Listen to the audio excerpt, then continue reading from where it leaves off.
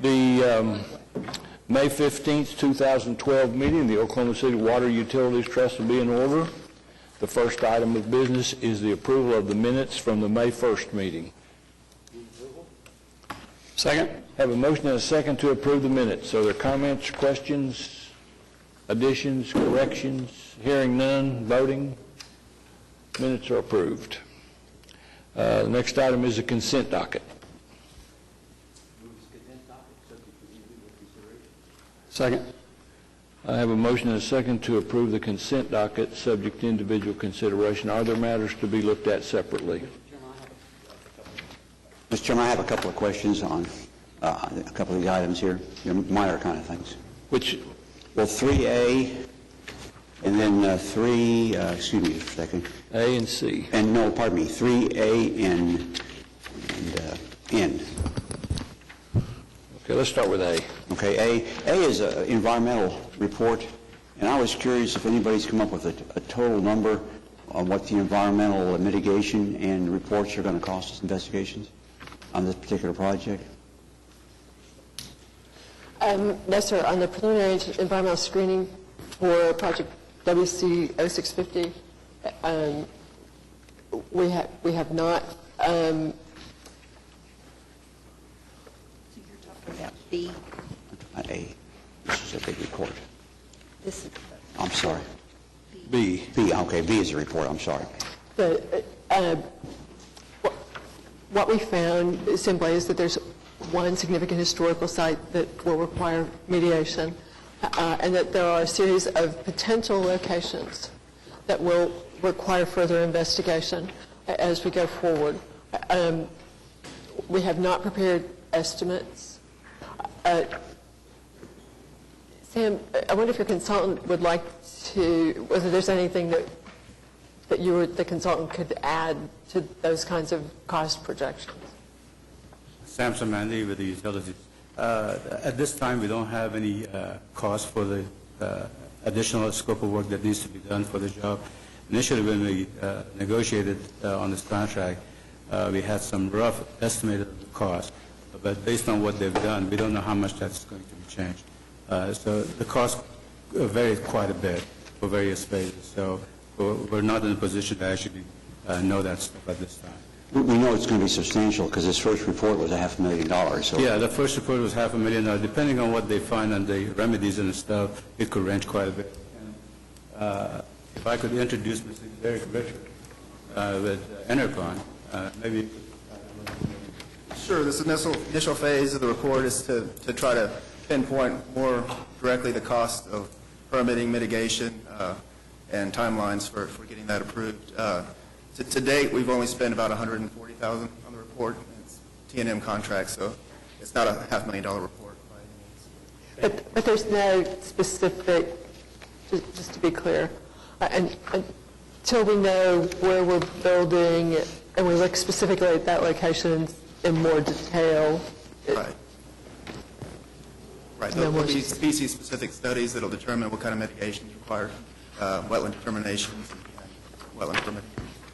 when we built the original pipeline, it was prior to all this environmental. It predated the National Environmental Protection Act as well as the Endangered Species. All those acts. Yes. The existing right-of-way is about 100 feet for the upper pipeline, and our goal is to locate the second pipeline within the same right-of-way.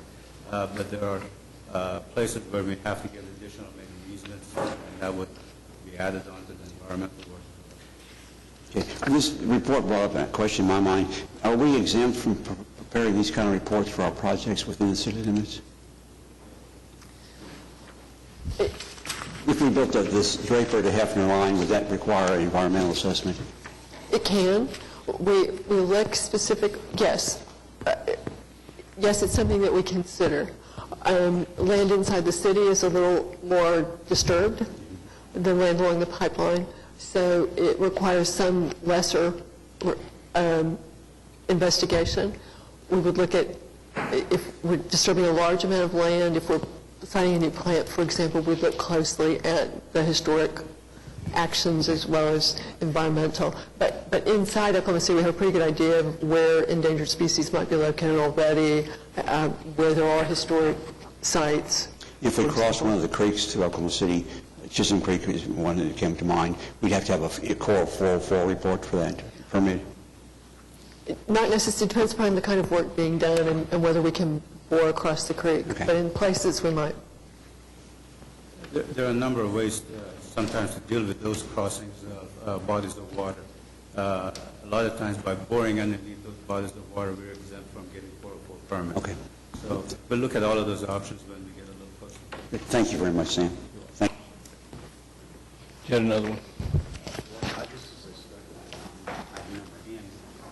That's item N, and I'm just curious, we're going to do participate with several governmental agencies in some river studies and things, and we've got $256,100 for our contribution this year. Has that stayed relatively constant over the years we've had this contract, or has it escalated? Yeah, it has stayed relatively the same. It escalated. There is a little less federal cost participation than there used to be, and we have, in turn, cut out some of the sampling stations over time to help ameliorate that. Again, the federal participation has decreased over time by around $50,000, and so we've seen an escalation, an increase. I'd say over 10 years, it's increased about $60,000. So, good. Thank you very much, Marcia. Thank you, Mr. Chairman. Any further questions with regard to the consent docket? We have a motion and a second to approve the consent docket. Voting, please. Consent docket's approved. Next item is item 4, items for 4A, item for individual consideration. The first matter is a resolution approving work by Vertex.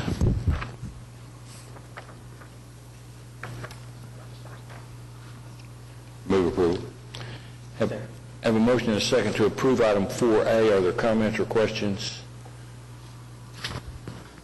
Hearing none, voting, please. 4A is approved. Next item is item 4B, fiscal year trust budget. Mr. Chairman, we have a very brief presentation for you this afternoon. I'm pleased to present Aquat's 2013 proposed budget. Your total budget for fiscal year 2013 is $242,700,000. $71.8 million will come from the city, will support the City Utilities Department operations. The third slide, please. We always start with the department's mission because we're kind of proud of it. Next slide. Today I'll briefly describe the budget, summarize that, tell you what the highlights are. Visit with you briefly about the operating funds and what's in the capital improvement program, which you've already seen and approved. Slide 5. We forecast water and wastewater revenue totals of $197.1 million. The proposed budget includes $45.6 million in new debt to support the capital program, which is $92 million. Operating expenditures for the utility department operating budget are listed in your budget as 96% of the department's operating budget, which reflects our actual expenditure history. In other words, we get authorization for an ordinance amount that is higher than we typically spend by about 4%. That gives us a little bit of flexibility if one item goes high and one item goes low. But we're pretty confident about your budget as we present it to you. And on slide 6, we're proposing 12 additional positions, 12 positions, 4 of which are already with us in a temporary status working in the billing system call center. We've determined, despite improvements that we're making in the call center, that those 4 positions are indispensable until we get further automation in place. We're adding a unit operations supervisor and a network analyst to run our electronics systems.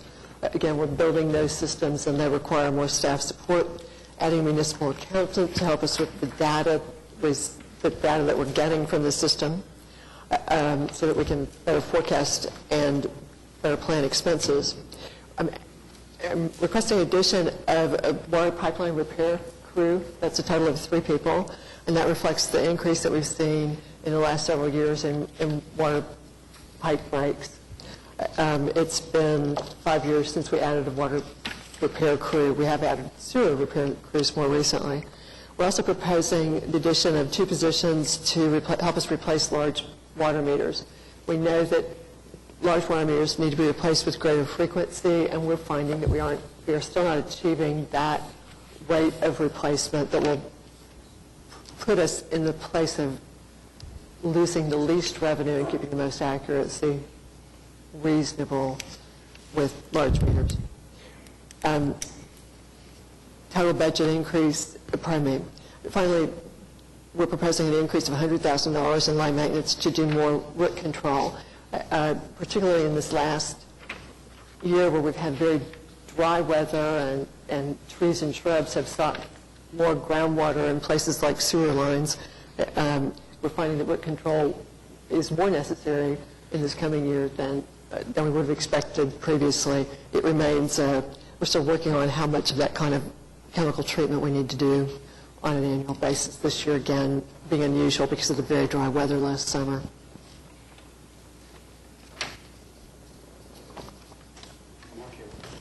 Excuse me, at one time, I got an indication, I think, that our severe drought last summer caused some of the water line breakage that we had, the heaving of the soil. Yes, it did. Was the need for this additional crew biased by the increased frequency we experienced last summer, or was it over a long period of time? No, we look at the data over a long-term trend and concur that we've hit an overtime rate, if we take out the extreme breaks, that pays for a crew.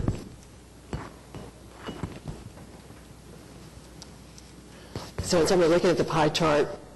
Your budget is 32.2% utility operations, 37.9% capital improvements. The wastewater operations contract is 6%. Moving on quickly to the capital program. We want to show you this picture of the 10 million gallon treated water storage tank we call Clearwell that's just been completed at the Hefner Water Treatment Plant, and a rear geyser that was produced last summer by a broken water main. We actually saw 3 geysers last summer and hope not to see them again. The CIP is $46.7 million for water and $45.4 million for sewer. This year's capital program for water funds $5 million in water main replacements. That's about 9 miles of pipe. It includes rehabilitation at all 3 of the water plants for a combined total renewal replacement effort of about $14 million, or just under a third of the total capital program.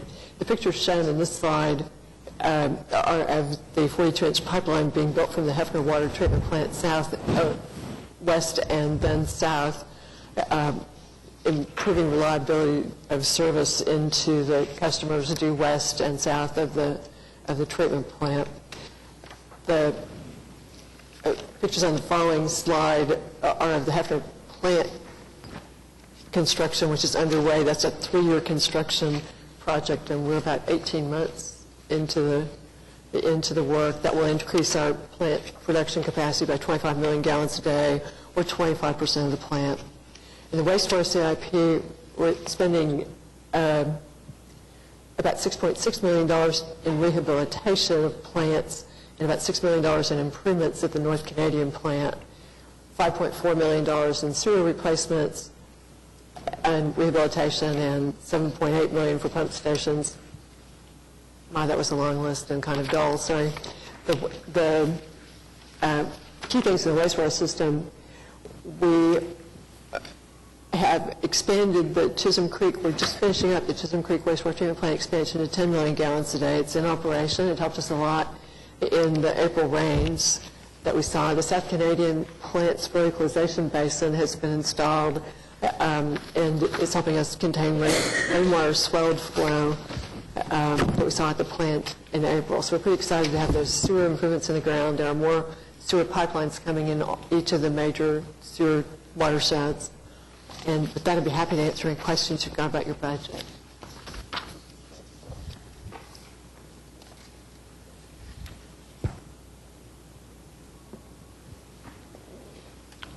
questions? Move we adopt the budget. Have a motion and a second to adopt the budget.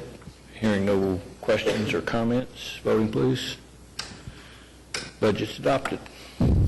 Next item is request to enter into executive session concerning the lawsuit, water rights lawsuit. Do we need executive session? Yes, sir. Second. Motion and a second to move to executive session. Voting please. We're going to executive session at the end of the docket. The next item is another matter to go to executive session concerning the problem with at Gaylordia. We need executive session on that. Just a few notes to give you on that. Okay. Second. Motion and a second to enter executive session. Voting please. Executive session will be at the end of the agenda. Next item is matters from trustees. The next item is a general manager's report.